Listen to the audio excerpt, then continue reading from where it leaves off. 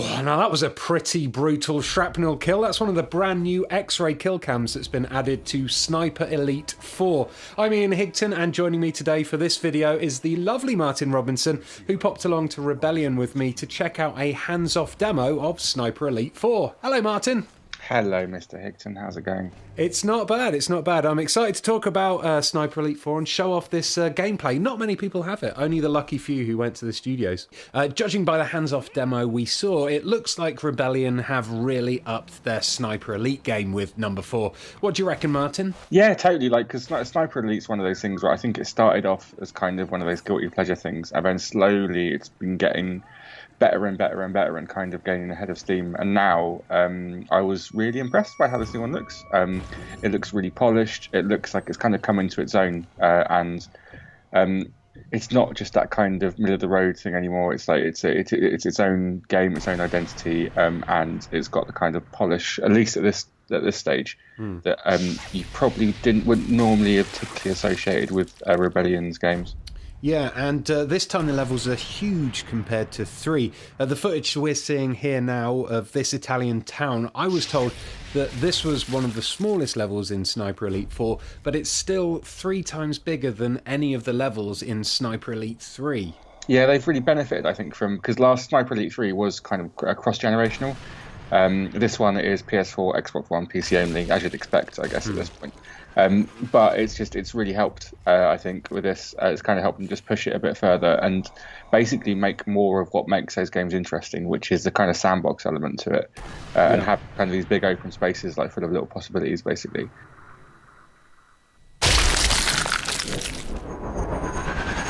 And also, like, something I noticed, which is a very, very good thing, I think. They've been playing a lot of Metal Gear Solid 5, and some of those systems seem to have found their way in there, and it seems like it's kind of got that really sturdy and fluid stealth action kind of thing, which Metal Gear did really, really well. Yeah. And that seems to be a large part of it, because basically you're a lot more agile, I think, in this than you were probably in previous Sniper Elite games. You are. It's gone quite Assassin's Creed. You can clamber up and down walls and use verticality to your advantage. You're much more nimble. It definitely does seem to have kind of folded in elements of other kind of not open world games as such, but the kind of the traversal stuff is in there, which wasn't in there before. Yeah. I mean, now we've got no Assassin's Creed this year. I guess having some climby, wally stuff is a good thing, maybe. Yeah, hey, you say you wanted the Assassin's Creed set in World War II. We got one for you. We got one for you, sir. And this one allows you to slow motion shoot people's testicles off as well. Could you not? I've never really played an Assassin's Creed game. Can you not do that in Assassin's Creed? I don't think so. You could probably do it, but not in X-ray mode, I guess. In that case, I will not bother with Assassin's Creed games, because this one's got me covered. Don't worry, unless it's got bollock popping, it's not worth playing. It's all I look for in a game. They've added some new things as well into Sniper Elite 4, along with the traversal. They've got little things that add a bit more variety to the game. Like you can booby trap dead bodies for the first time in this game, so you can use dead bodies and traps more to your advantage. In this one, they've also included something called scope zeroing, which I have no idea what that is, but according to the people who showed me the game, it's been something that the community have been asking for ages. Do you know what that is? Scope zeroing? I've got no idea. I completely missed that bit of the presentation as well. What is it? I don't know. It's something to do with how the scope works and the bullet drop happens. If you know what scope zeroing is, just put it in the comments below, and yeah, then we'll know. But there's that. There's bullet penetration through wood as well.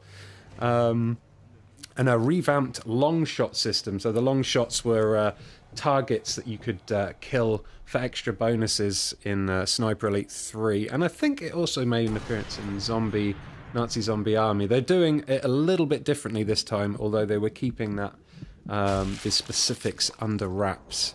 See, the weird thing I liked, which is one of the smaller like innovations, not innovations as such, but new things in it, is when you're scoping out an enemy, and then it comes up with their biography details and everything, and it comes up with kind of why they're there. And there was this one guy on a balcony who was basically he was in the army to escape his father, who was like an abusive dad. Yeah, I saw that one.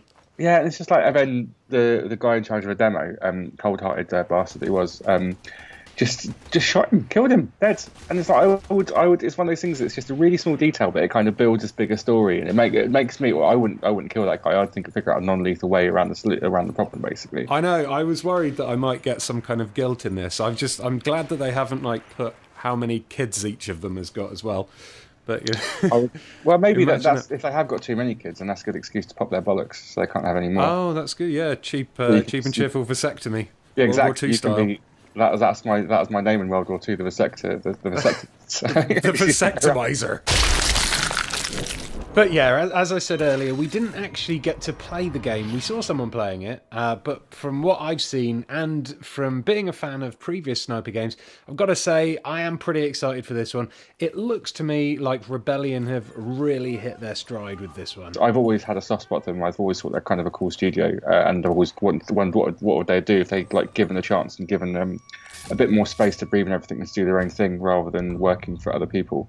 And the answer is something like Sniper Elite, and this kind of feels like the end game for it, basically, where they've got this really polished, really good looking, kind of schlocky, but I mean that in a good way, kind of schlocky game.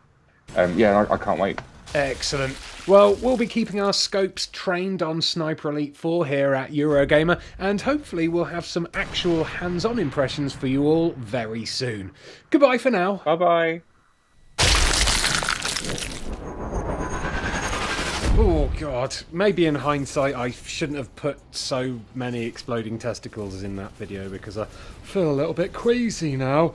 Anyway, maybe you could watch another one of these videos to take your mind off of exploding genitals. Like this one here, the Battle Zone video. We went to Rebellion to see Sniper Elite 4, and we also got our hands on with Battle Zone for the PlayStation VR. I tried out the PlayStation VR for the first time ever, and I really liked it. I think I'm probably going to buy one after trying it out, to be honest.